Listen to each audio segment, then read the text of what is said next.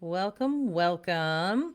We are gonna talk about fear and non-monogamy. Uh, um, I have a whole bunch of things. I got so much stuff. I have a giant freaking list of things to cover. I'm very excited about. Okay, so put in the comments. Just go ahead and drop. I'm going to give it like one more minute to let some people hop on. Drop in the comments where you are listening in from so that I know, so that other people know. That would be really awesome. Please and thank you. It also lets me know that you're live and you're here and you see me and you hear me. These are all things that I like to know. Wonderful, wonderful. Oh my gosh, guys, look at all of you. Tennessee, New York, Washington, so many local people. Hi. Portland, Tacoma, Paulsbo, Chattanooga, Tennessee. I didn't know that that was a real place, just FYI. I mean, like I knew, but I didn't know because I think the first time I ever heard it was from Bugs Bunny. um, okay, cool. So, what are we doing? We are going to talk about how non-monogamy. Okay, let's do this. We're going to talk about how non-monogamy can actually create a path to deeper connections, personal growth, challenges traditional relationship models, challenges social expectations, but in all of that, it's scary as fuck. So I think you'll probably agree if you are here and watching. I asked, it's really funny. This came about because I kind of randomly asked about what your fears were, what people's fears are about being non monogamous, about entering into non monogamous relationships, about being in non monogamous relationships, and like the transitions and the different things that happen. And I got so many good answers. And like all of these shared fears touch on really deep and concerns that people have about ethical non monogamy. There's a whole range of emotional and social anxieties, from the fear of family and social judgment, the fear of abandonment, the fear of being replaced, the fear of communication struggles, not being understood, losing yourself in relationships, losing partners in relationships or to other relationships. Just so many really real, I was going to say really good fears, but like, are they good? Really, Alicia? But they're so real and they're so valid. And yet we keep doing these things. We keep living these lives because none of those fears are negated by being monogamous. And none of those fears are negated by living a life that isn't true to you or trying to fit into a box that you don't actually fit into. So we're going to address them and validate them and also just show you that like you are not the only one. We all have those. So first, let me tell you a little bit about who I am. In case you don't know, I feel like you all know, but I have a little sticky note that reminds me of what I need to talk about, right? So, who am I? I am Alicia.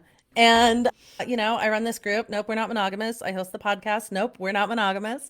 I am a non monogamous relationship coach. I help people through transitions in relation. I was actually just on a call, and the person I was on a call with was like, "Oh, or most of the people you work with are like monogamous and opening up." And I was like, "Actually, no, that's like probably like a third."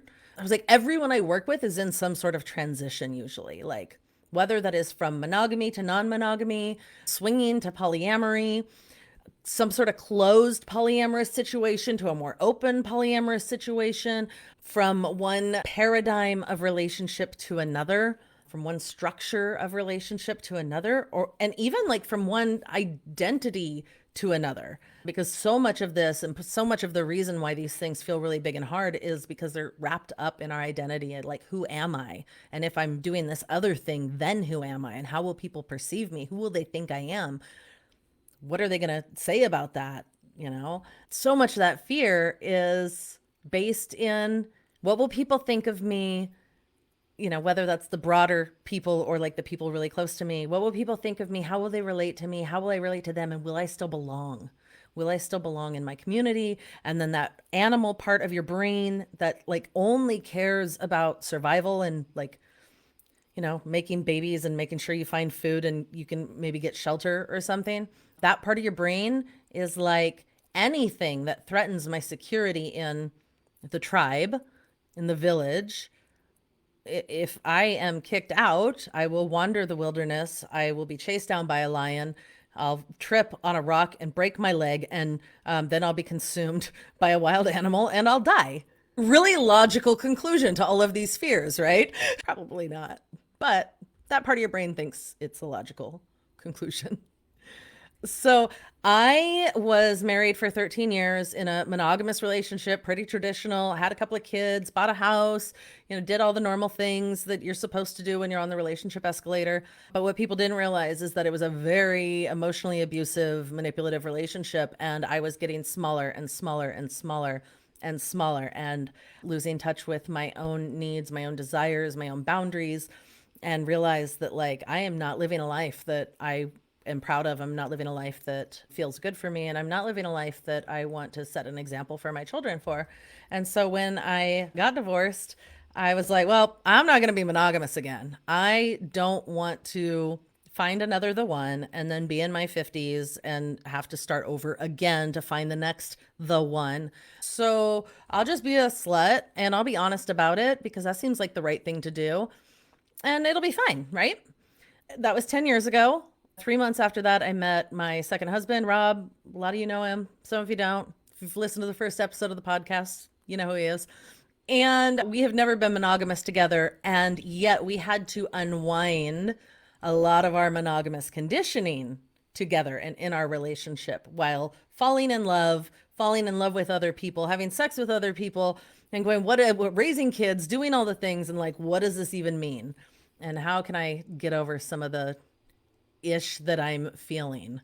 And so that is the really short version of that story. While we are going today, if you hear anything, we're going to do a contest. All right. So if you hear anything that you're like, ooh, I want to remember that, or that stood out, or, just that is an aha moment or a nugget, write #nugget and just like a word or two about what it is so that you remember, so I can go back and look at this and be like, oh, that was an important piece of information that I can keep in trainings in the future, something I can repeat again and again so that you all get the value that you're here for. So #nugget. And then at the end of all of this, I'm going to go and look at all of them and I'm going to pick a winner for something. I don't know what. I haven't decided because, decisions are hard and planning is hard. But you'll win something. The call I was just on was with one of the winners of a previous nugget giveaway. And if you're here live, say hi. If you are watching the replay, put #replay in the comments so that I know that you were here. So I know that you got something out of this. Let me know what you're getting. I love doing workshops like this. I love doing trainings. I love sharing all the information that I can share. Hi. I love being able to give you guys tools, and I give away so much for free because this is all information that we should all have on how to have healthy relationships. And it doesn't, I can't capture the nuance that is needed for each individual person in a really, broad audience like this, because everybody's got their own particular relationships in the moment, but also relationship history, wounding, things that happen when we're growing up, different ways of relating to people, different things, the beliefs about love, different beliefs about sex, right? So, and then you add other people and all of their shit as well. And so while I can give you so much good advice to like really hone in on like what is happening for you in particular, often takes deeper work, deeper connection to find how to soothe you individually and you in your relationships. Yay. Hello. Hello. Oh my God. I love you guys. I'm so happy you're here. Fantastic. Okay. So I'll give you guys the top 5 fears that I've heard, not only when I ask this question, but also just like working with clients on my own, what I see, abandonment and trust issues, right? So, like the fear of being replaced, not being as important to a partner after they have a new relationship, or being scared that your partners like won't be available for you for when you need them if they're involved with others. These are really, really deep, deep fears that are real. They're valid. These things actually do happen, right? Not just in non-monogamy. They happen in, all sorts of relationships, just whether we're talking about them or not. And they can impact the dynamics in your relationship, your well-being individually and together. The second one is what I was talking about before, family and social acceptance. Will your friends and family all abandon you, right? Will they judge you? Especially if you're raising kids. That's a really big one, which I can tell you I am. My husband and I have three teenagers.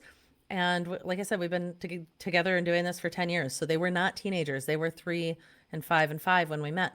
So we've run a gamut of raising kids and being very open about what is possible in life and love. We've also gone to court over this and won over custody with polyamory as the central concern. So we've got some experience there. So this is another one of those fears that is super, super valid, right? Feeling like you are not accepted by society or your friends or your family can hit some really deep core wounds and core fears. So we'll talk about that. Another one is communication challenges. Again, this is not specific to non-monogamy. However, it's a big one that comes up a lot because we're kind of told like your soulmate, the one, that perfect person for you, like if it's right, it'll be easy. I really hope you don't still believe that. If you happen to have been brought up in a similar communication culture, like your family that you were brought up in communicates in a similar way and has similar expectations, that's really helpful. But that doesn't mean that it's going to solve all of the communication issues because we're not taught very well how to communicate in relationships.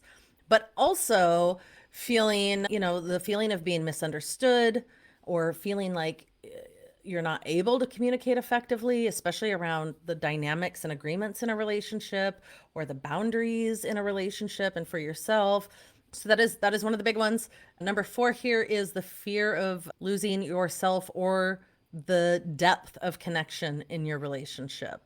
So managing multiple relationships, whether they're deeply romantic and emotionally intertwined or sexual, if they are a relationship that lasts a day or a year or a decade, managing them in multiples takes practice. It's a skill. And so, again, this is a super valid fear, and I'm going to cover this one. And then the 5th one is navigating, I'm going to use the word hierarchies, whether that is being on the inside of the hierarchy or on the outside of it. So it's double-sided, right? The fear of being demoted in your relationship and someone taking your place, the fear of being replaced, or the fear of staying in a secondary role or being less prioritized over other partners, right? So both sides of that, super valid, happens all the time. Our brains, human brains, love to categorize things. They love to put things in boxes. They love lists. They love like, where does this belong? Where does this belong? And if I know where everything belongs, then I know how to function. And people are not as easy as our brains want them to be because, well, we're people. So, so this is going to come back to communication. All of these other fears, they're all super intertwined, like every single one of them. Also, if you have any questions as we go, drop those in the chat. If you put a little Q in front of it, then as I'm scanning the chat, it's really easy for me to see that it's there. Yeah. Oh, I'm going to let someone into the group who I think wants to be here to watch this live. So I'm letting them in so they can watch the live right now as it's happening. And, it's funny as I'm going through this list of fears, like I have felt every single one of these 100%. I mean, I still do sometimes. One of my partners is out on a date right now. I get to feel all the feels. while I'm here talking about how to squash all these fears, it's okay. I won't be replaced. I won't be replaced. I made a joke. He was like, I'm going to go pet her cats. He loves cats. And I was like, thank God nobody can compete with my 4 cats. Nobody has as many cats as I do. I don't know how many cats she has, but it was a fun joke to make light of a cute feeling that my brain had. Okay, so I'm gonna do this. How do I want to do this? Let's do this. I, I also made a list of like myths and fears. So the first one, yeah, let's talk about partners. Okay, there's this idea or this fear that if you're non-monogamous, that it's because you don't love your partner enough, or you're not getting needs met in that relationship, or there's something lacking. So you have to go find it somewhere else.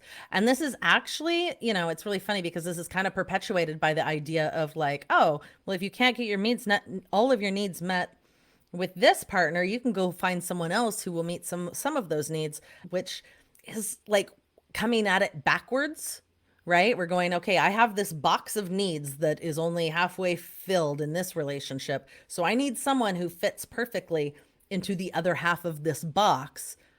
So I'm going to find that person. And it doesn't work like that, right? You're not filling a job description and finding someone who will show up for 40 hours a week and do only the things on the job description. You're interacting with people. So it isn't about lack.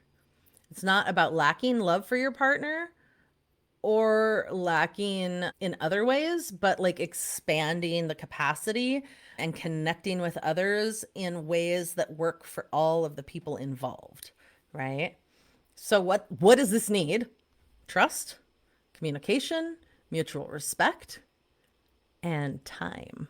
I'm gonna add time to almost everything because as much as we can say that like love is not a finite resource, you still got to have enough time for all the things at whatever level they are at. So the fear of either yourself or your partner or partners bonding with other partners or being with other people, this fear that like that will be better, or that your relationship will be diminished because of it. I want to It's a valid fear. I want to say I want to debunk it was what was coming to mind, but I want to address it, right? So creating bonds with multiple people is challenging and also rewarding. One of the big things that comes up is like the idea that like something is being taken away from you, right? Whether that's like, I'm going to use time, right? Like the idea that time is being taken away. I won't have as much time with my partner. So for something like that, I say focus on the quality of the time rather than the quantity. Focus on the quality of the connection rather than the quantity of connection. Focus on the quality of the sex rather than the quantity of the sex, right? So like whether we're talking polyamory, any other form of ethical non-monogamy, swinging, right? If we're talking about deep emotional connections, or if we're talking about a one-night relationship, rather than focusing on how much of that am I getting or not getting, focus on how good of that am I getting or not getting. And what this does is helps you celebrate the uniqueness of each relationship that you have, that your partners have, your interactions with people, so that and focusing on this, on the uniqueness, helps you to actually reinforce the special connections that you share with each partner. And it also helps you to celebrate the connections that your partners share with people. It actually helps you to come to a place of feeling compersion. Also, compersion is not necessary. A lot of us don't feel it, but we can move in that direction by being able to celebrate the uniqueness, celebrate the quality. A lot of what I do when I'm working with clients is helping them balance personal growth with their commitment to their relationship, attachment to themselves with their attachment to their partners, and helping you like come up with strategies for maintaining your individuality and supporting you and navigating your feelings of, if it's, like this fear of loss or this fear of like, I'm not getting enough of the thing I want, and going, well, how can you, one, feed that to yourself? Two, how can you recognize what you are getting? And so we work through a lot of practices to help you explore like what is it that you really want. I'll tell you what, I get derailed a lot. Sorry guys. I am the first one to be like a fucking toddler that's like, wait, I know I wasn't playing with those blocks, but now that you're playing with them, I really want them. Right? Like, yeah, I know I was just sitting on the couch with you all week and like watching TV and not doing anything sexy or quality time or, like I know. But now that you're going out on a hot date, like I'm really feeling the loss of like I want to go on a hot date now with you. Like I like yeah, this was here in front of me all this time and I didn't want it until like someone else has it. Wait a minute. I got a big toddler brain and a lot of us do. I love this comment. It's hard to frame it as not a contest or a fight for time and attention for yourself, especially if you are naturally competitive, which, genuinely, no matter how competitive we are or we aren't, when it comes down to it, we're animals. And if we feel like we are competing for something that is connected to our survival, we're all competitive. And our primal brain, our animal brain, animal body, that is primary focus is survival, creates attachments to people that we love and care for and assigns our survival to those people. And so then our nervous system freaks the fuck out and genuinely feels like I got to compete for this person's attention so that I can survive. I have to compete for this person's time so that I can survive. Even though that's not real, like you're not going to die because your partner didn't look at you, but it feels like it. Okay, so I want to talk about the fear of like being replaced, which is super super connected to my favorite, jealousy. I love it and I hate it. I love talking about it. I hate feeling it. But I am the queen of jealousy. Let me tell you.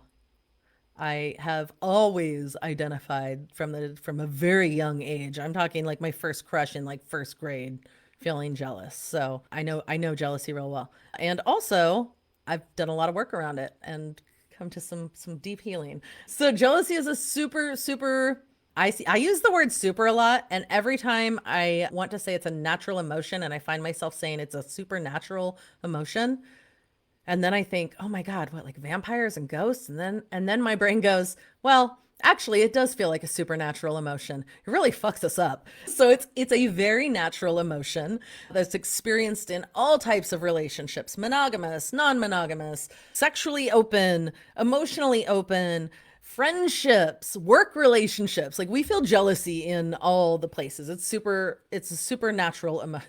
It's a super normal emotion.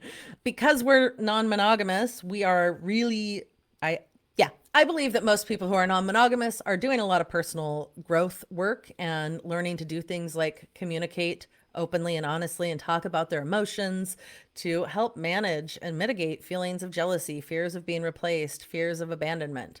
This is how we grow and build trust in our relationships, but also in ourself, in our ability to handle big emotions and our ability to support ourselves no matter what is happening externally, in our ability to never abandon ourselves, even in the face of a fear of being abandoned.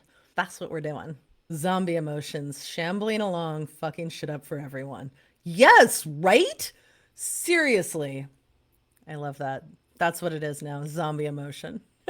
Um, the fear of being replaced reflects deep insecurities that often have, not always, often have nothing to do with what our partner's actually doing, but have more to do with what we're feeling internally and our own sense of security. Sometimes it has a shit ton to do with what your partner's doing.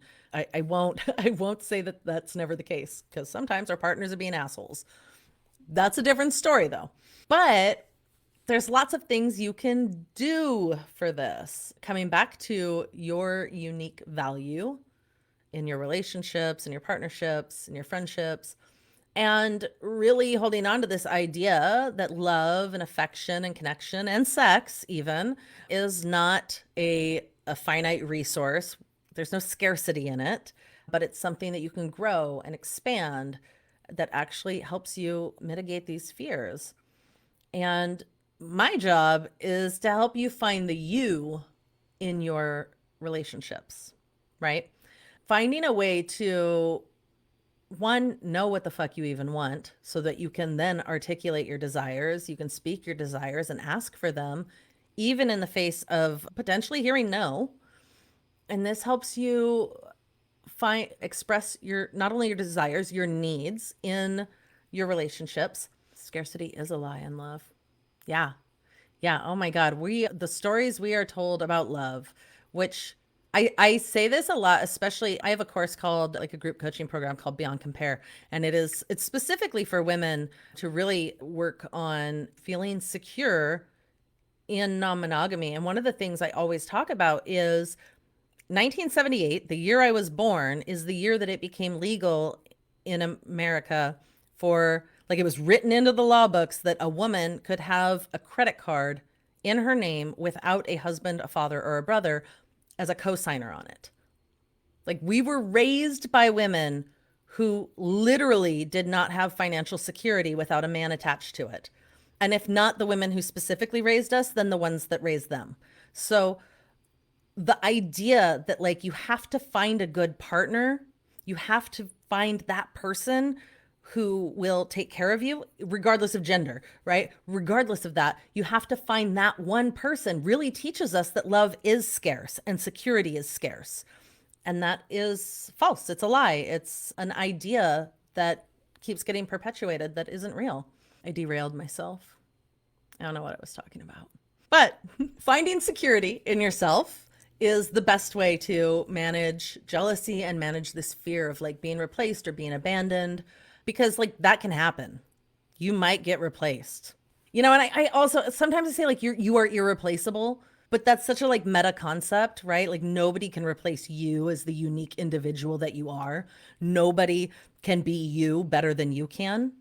And also, someone else could come along and become the partner of your partner. You could, your relationships could end. Like, that happens regardless of relationship structure. That happens in monogamy. That happens in friendships. That's just that happens when people die, right? Like that is a fact of life. And so finding the security in yourself and trusting in yourself is the core of all of this, of managing all of the fears, all of the insecurities, all of the worries. Excuse me. Okay, one of the myths that I hear is that non-monogamous relationships are less stable than monogamous relationships. And the fact is that stability in relationships comes from communication and trust and commitment, not from the number of partners, not who you're having sex with, not whether or not you're having sex, whether or not you're talking, absolutely. And a lot, not all, a lot of non-monogamous relationships are really deeply committed and really stable, and are relationships where partners are invested in each other's happiness and well-being. If you're in relationships where you aren't invested in each other's happiness and well-being, then that's not a non-monogamy issue that's happening. That is a relationship issue that's happening. So this myth of non-monogamous relationships being less stable really into this fear of abandonment and trust, right? Am I able to trust my partners? Am I able to trust the people that I'm engaging with? Am I going to be abandoned?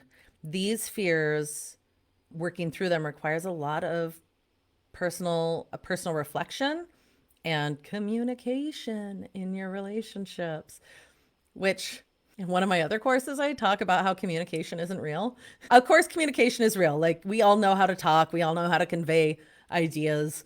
But when we're talking about communication in relationships, my God, the number of times people come to me and say, we just need to figure out our communication issues. We just need to get better at communicating.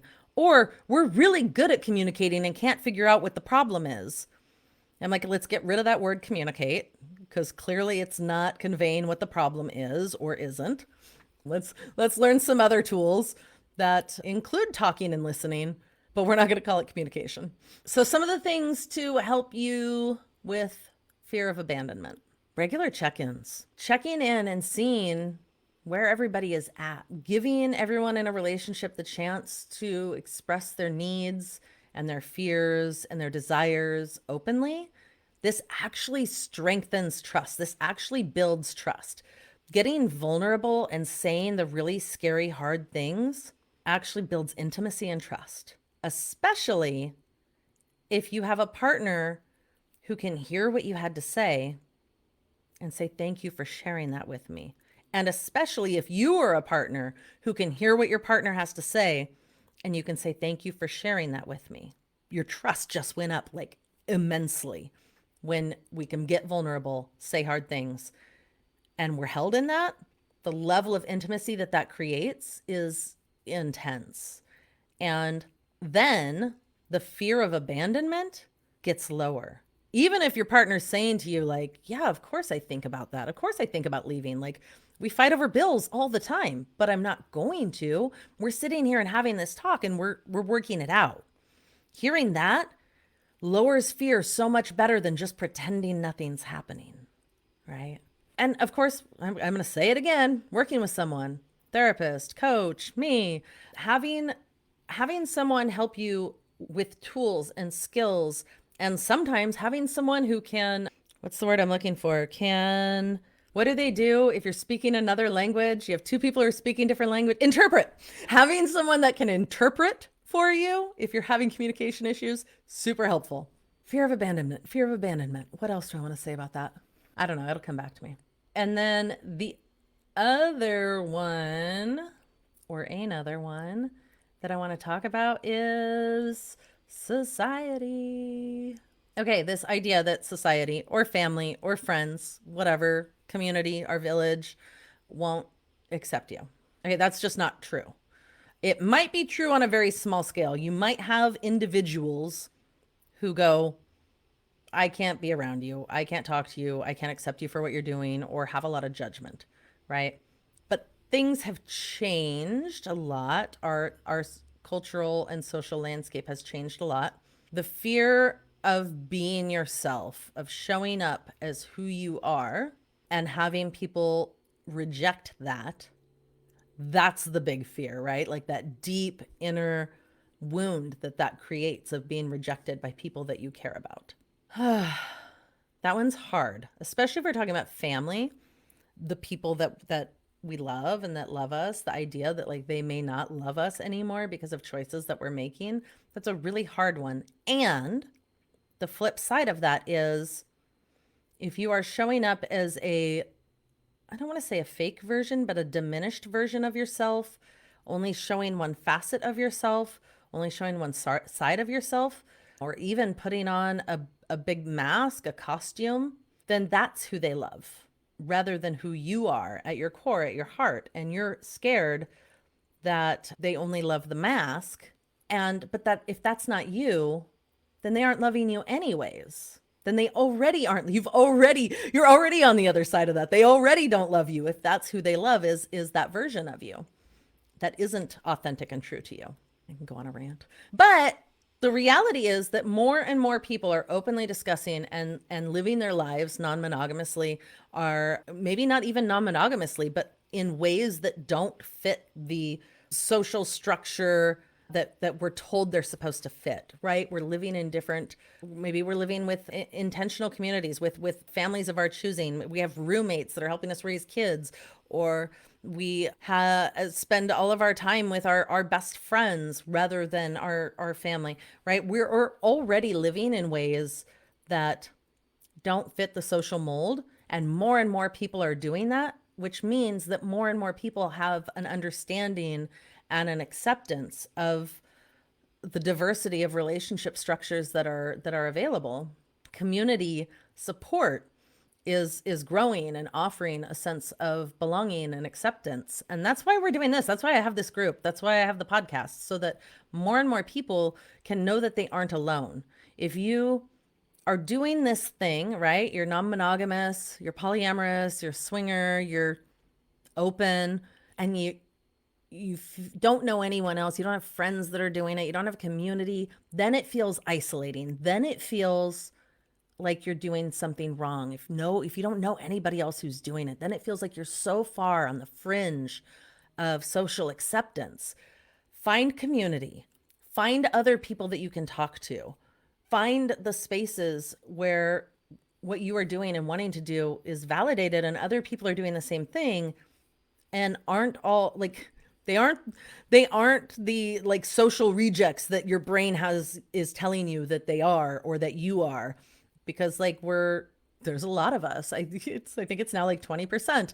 I think I posted a thing that said there was a study that said that 20% of Americans and Canadians are or have been in non-monogamous relationships, and then it compared it to the rate of cat ownership. So as many people as have cats also are non-monogamous or have been non-monogamous at some point.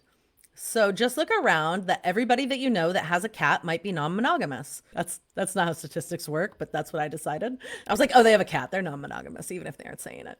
It's the cats, exactly. Or the Dungeons and Dragons, or the cosplay, or the LARPing, or any other thing that's a little bit on the fringe of what we are considering to be the social standards, which these days is just about everyone.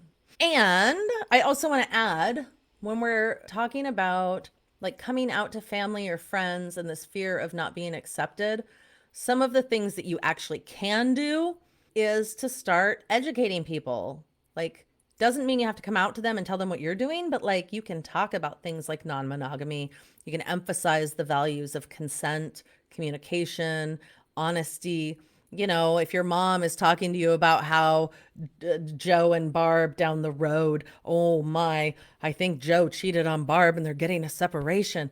You can actually have a conversation about what that might look like. Or, you know, when they're like, oh, I think they're swingers, right? You can say, oh, that, you know, that's a thing they might do. That's valid, right? You just start dropping little nuggets of education, and you know, yeah, some people will not be accepting, and that is a thing that sometimes we have to make decisions about. But help, the other piece of that is crafting your own narrative around non-monogamy, around your relationship choices. What does it mean for you? Why are you doing it? What is your North Star? Why is it important to you? That I think is a really helpful piece. Is what is your story about it? What does it mean about you? What does it mean about the people that you love? What does it mean about the people you're engaging with or in relationship with? Hides dogs. Hashtag nugget. Cats make us poly. Hashtag nugget. Start LARPing. Yes. But yeah, figuring out what your story is. What are your ideas and ideals around this? And what are the fears that you have around it? And really start digging into that. That will help you feel confident in your relationship choices, and it will help you know what is authentic for you, what is real for you. And then it's really important to have support in that community, a coach like myself, friends, having support. And when you do have to navigate challenges like with family dynamics or social dynamics. Yeah, that's what I have to say about that. That's the last one I'm going to tackle, unless people have questions or have fears that they want me to talk about. But communication. So one of the myths that I often hear is that non-monogamy or polyamory is too complicated. And while it does require a lot of managing yourself and a lot of managing time and managing emotions, you know, a lot of complexities, when you have the ability to communicate clearly, when you know what your boundaries are, when you're making agreements that you want to make rather than agreeing to things that you're going to feel resentful about later, this can lead to really deeply fulfilling relationships. I hear all the time from my monogamous friends, like, wow, I don't know how you do that. I only have one relationship and it like is exhausting and takes up all of my time and all of my mental energy.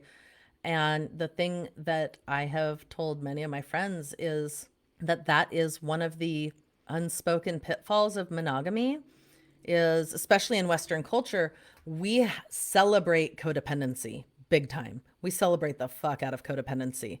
Like, the idea, if a married couple, one of them goes to a party without the other one and everyone's like, oh my God, where's your spouse? Like, why are you here without them? Right? Like, that's super common. That is kind of the expectation of relationships. And the other expectation that comes with that is this idea that we will manage our partner's emotions. You know, I will create a life and a schedule and routines that work for my partner. So my partner never has to be inconvenienced or feel hard feelings or experience jealousy. I will adjust everything that I'm doing to manage things for them, which feels like a very loving thing to do, right? If I love you, I don't want you to have to experience hard things. I don't want you to experience jealousy. I'm not going to hug that guy and then hear how you felt uncomfortable and jealous because of it. Like, I'm just not going to do that. That feels like a loving thing to do. Or I'm not going to dump my shit on you because then you would have to deal with my emotions. That feels like a really loving thing to do.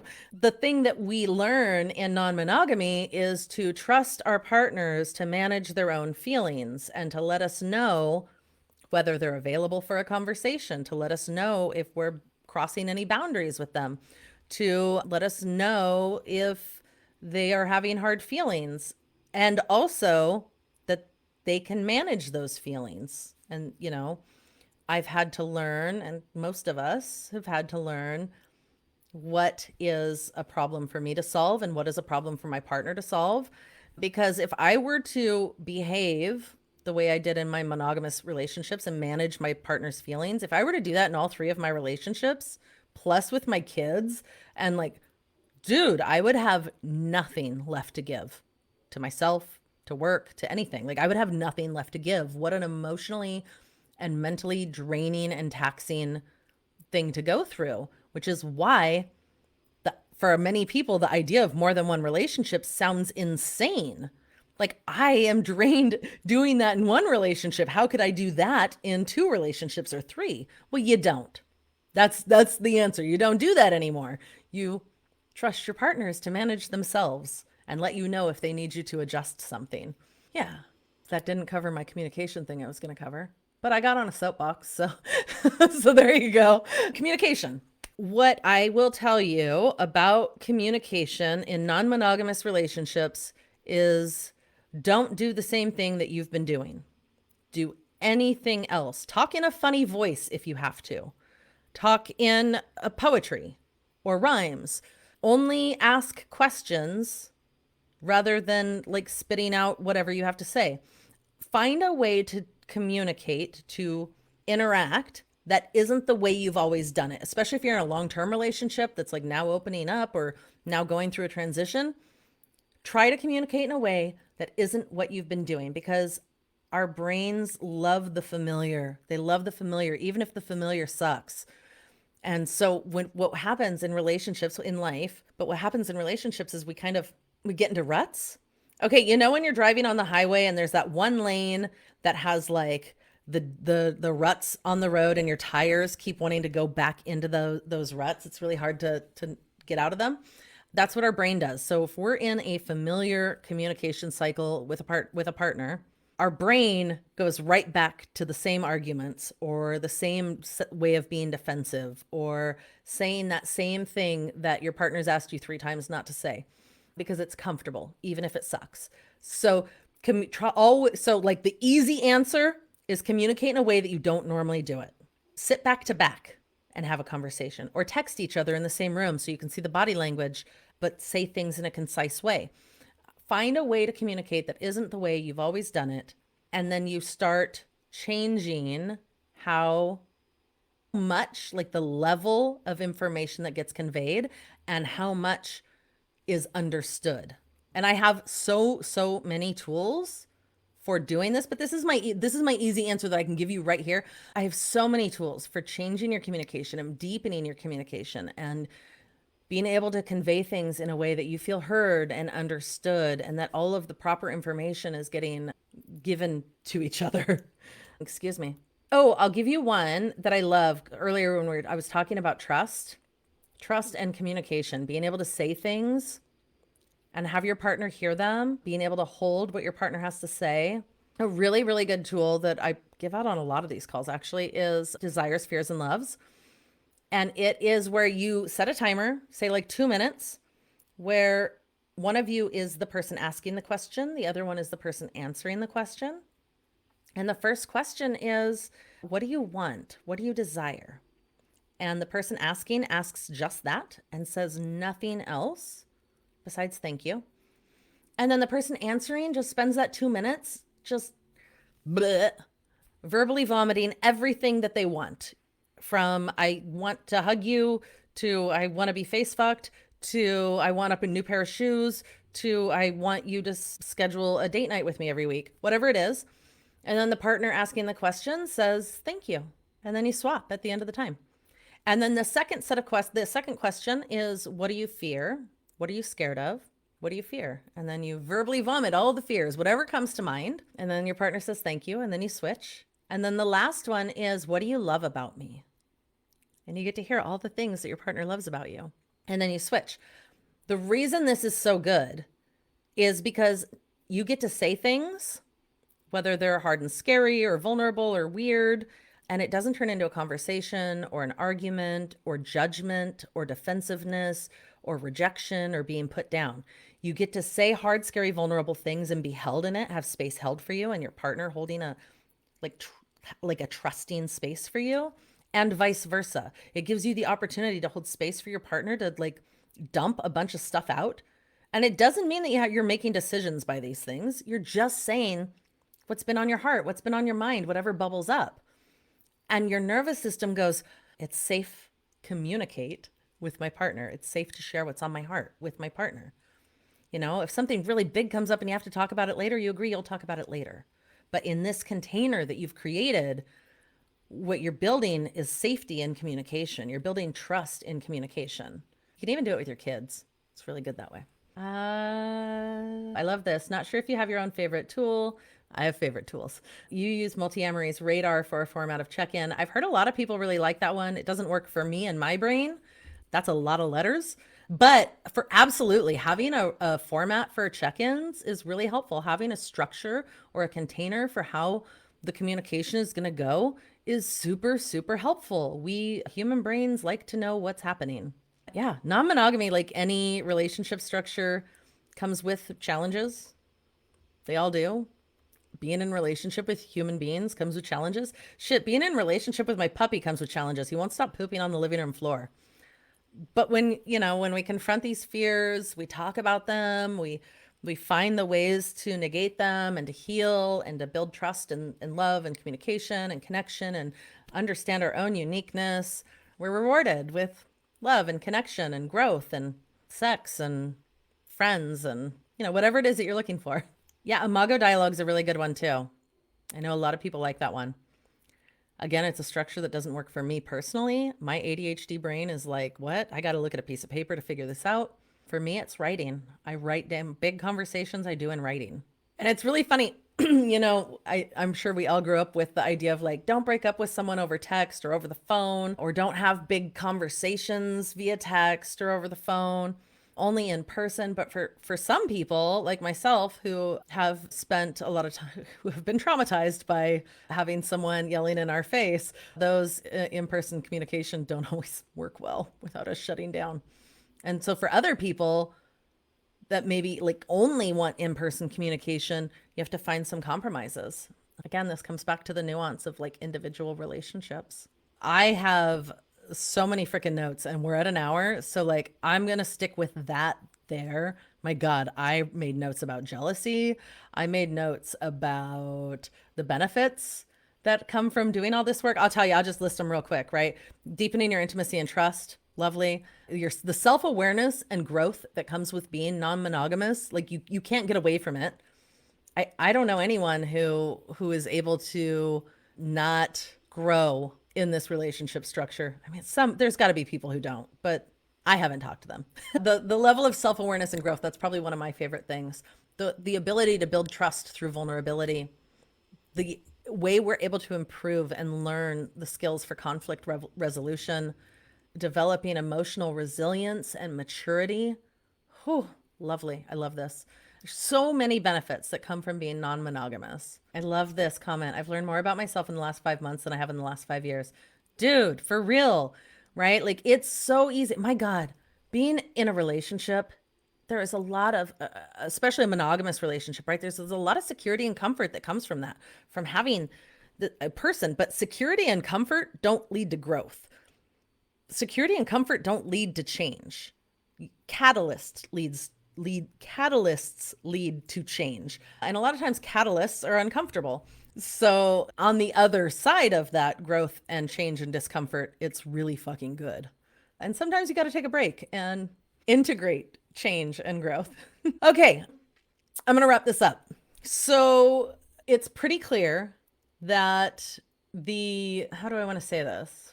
That non monogamy isn't just about who you're with, but who you are, right? And moving into non monogamy or choosing non monogamy isn't just about shaking off what society expects of us or even exploring your wild desires. It's a deeply personal adventure. It's a deeply personal journey.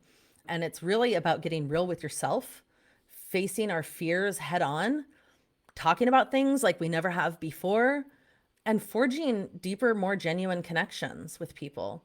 And so you can think of non-monogamy as an invitation to like live and love a life on your terms. Cracks open the door to more honest and real conversations and experiences that challenge the stories that we've all heard about love and jealousy and relationships. And it's a really incredible chance to grow personally and transform in ways that you might not have thought possible, all while stepping outside of the traditional standard relationship lines or structures that we're used to. Non monogamy is genuinely as unique as you are. You can do it anyway. There's no right way to do it. There's no wrong way. There's no wrong way to do it, actually. There's wrong ways to do relationships, but that's for a whole other day. What's most important is that you find the path that feels really true to you, to your values, your desires, your needs. And then you match up with people that have similar, that you're compatible with, right? That you're in relationship with people who also want to be in that relationship. So whether you're just opening the door, like just peeking around the corner of non-monogamy, or you've been doing it for decades and you're exploring all the different ways it can happen, regardless of where you're at, keep your heart and your mind open, right? And let your curiosity and your compassion and your desire for real connections lead you towards a life that feels deeply aligned with who you are at your core. That's probably the biggest message here. And also, if you want help with that, if you are curious about working with me, let me know. Send me a message. I'm happy to get on a call with literally any of you. Anybody can book a call with me. Doesn't mean you have to hire me. Doesn't mean you're wasting my time. I promise you, you are not doing that. I'm happy to talk with you and support you and help empower you and walk alongside you as you explore all of the possibilities that are waiting for you. And thank you. Let me look here. Nuggets. Security and comfort don't lead to growth. Guys, you are really good at this. Holy cow. Look at you. Okay, so after I get off the call, I'm going to have my kid pick a winner. I just have her pick one of the nuggets through the whole thing, and then I'll let you know what you win. I'll actually, you know what? Yeah, because for those of you who are here live, if you are watching the replay, please say so that I know you were here. And if you have any questions, you can drop them in and I will come back around and answer them. And I hope y'all have a great night.